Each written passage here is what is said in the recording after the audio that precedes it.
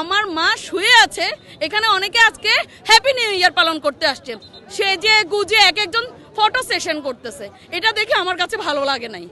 সবচেয়ে কষ্টের ব্যাপার হচ্ছে ওই মানুষটা কালকে মাত্র দাফন হয়েছে, রাত্রেবেলা যেভাবে আতশবাজি ফুটেছে সেটাও আমি মানসিকভাবে মেনে নিতে পারি নাই।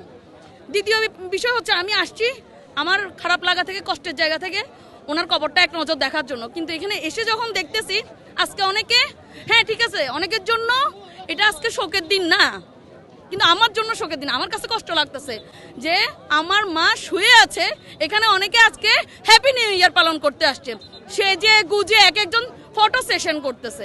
এটা দেখে আমার কাছে ভালো লাগে নাই। কারণ আজকে এই জায়গাটা যারা শোকের জন্য আসছে তাদের জন্য উন্মুক্ত করা দরকার ছিল, কিন্তু যারা আজকে এখানে সেলিব্রেশন করতে আসছে তাদের জন্য এই জায়গাটা উন্মুক্ত করা উচিত হয় নাই। আমার কাছে, আমার মন থেকে এটা আমি মেনে নিতে পারি নাই। আমি হচ্ছে ফেনী জেলা থেকে আসছি, আমার জেলা হচ্ছে খালেদা জিয়ার জন্মস্থান, সরি খালেদা জিয়ার নিজের জেলা, ওনার জন্মস্থান যদিও দিনাজপুরে, বাট আমাদের ফেনীর মানুষের জন্য একটা গর্ব ছিল, ফেনীর মেয়ে খালেদা, গর্ব মোদের আলাদা। এটা আমাদের সবসময়ের জন্যই গর্ব থাকবে। আমাদের জেলার সবার জন্য উনি মা। আমাদের মায়ের কবরের এখানে ফটো সেশন হচ্ছে, কালকে মাত্র ওনাকে দাফন করেছে। এটা আমি মেনে নিতে পারি নাই।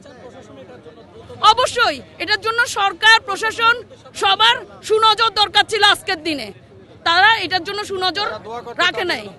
তারা যারা শুধু ওনাকে এক নজর ওনার কবরটা দেখতে আসছে তাদেরকে ঢুকতে দেওয়া উচিত ছিল। এভাবে ফটো সেশন করার জন্য যারা আসছে, এই যে কাপলগুলা যেসব আচরণ করতেছে এগুলো দেখে আমার ভালো লাগে নাই। আমি ফেনী জেলা মহিলা দলের সাংগঠনিক সম্পাদক, আমি আমার জায়গা থেকে যেখানে যেখানে কথা বলার দরকার এটার জন্য কথা বলবো। এটা আমার কাছে মোটেই ভালো লাগে নাই, এটা মেনে নেওয়ার মতো ব্যাপার না। অশ্লীল ভাবে কালকে মাত্র এখানে, আজকে আমাদের জন্য শোক, জাতির জন্য একটা শোকের দিন। এই শোকের দিনটাতে এখানে সেজে গুজে বসে আছে সবাই, ফটো সেশন করতেছে, অলংকার পরে, চুড়ি পরে, কি এক একজনের অবস্থা। আর তাদের বসার ভঙ্গিগুলা, দাঁড়ানোর ভঙ্গিগুলা, এখানে ফটো সেশনের দিন ছিল না আজকে, এটা আজকে ফটো সেশনের দিন ছিল না। এটার জন্য আমরা ক্রুদ্ধ। আমি আমার ব্যক্তিগত জায়গা থেকে আমি ক্রুদ্ধ, এটা আমি মেনে নিতে পারি নাই। সরকার এবং প্রশাসনের এখানে দায়িত্ব পালন করার দরকার ছিল, যে আজকের দিনটা অন্তত মেনে চলার দরকার ছিল। হ্যাঁ সেটাই, সামনের দিনে যেন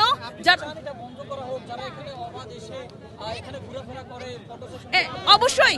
আরেকটা বিষয় আমি এর আগেও এসে দেখেছি, জিয়াউর রহমানের, শহীদ প্রেসিডেন্ট জিয়াউর রহমানের কবরের যে বেদিটা আছে এখানে বসে প্রকাশ্যে ধূমপান করতে দেখেছি আমি।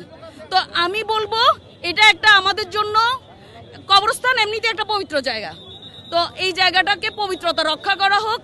এই যে অবাধে মেলামেশা এখানে, এই যে ফটো সেশন, এই যে যত মোট কথা বেহায়াপনা আছে, এই বেহায়াপনাগুলো এখান থেকে বন্ধ করা হোক। এখানে যারা কবর জিয়ারত করতে আসে, দোয়া করতে আসে, আর যাদের প্রাণের মানুষ ওনারা, যারা ওনাদেরকে একটু এক নজর ওনাদের কবরটা দেখতে আসে, তাদের জন্য জায়গাটা উন্মুক্ত রাখা হোক।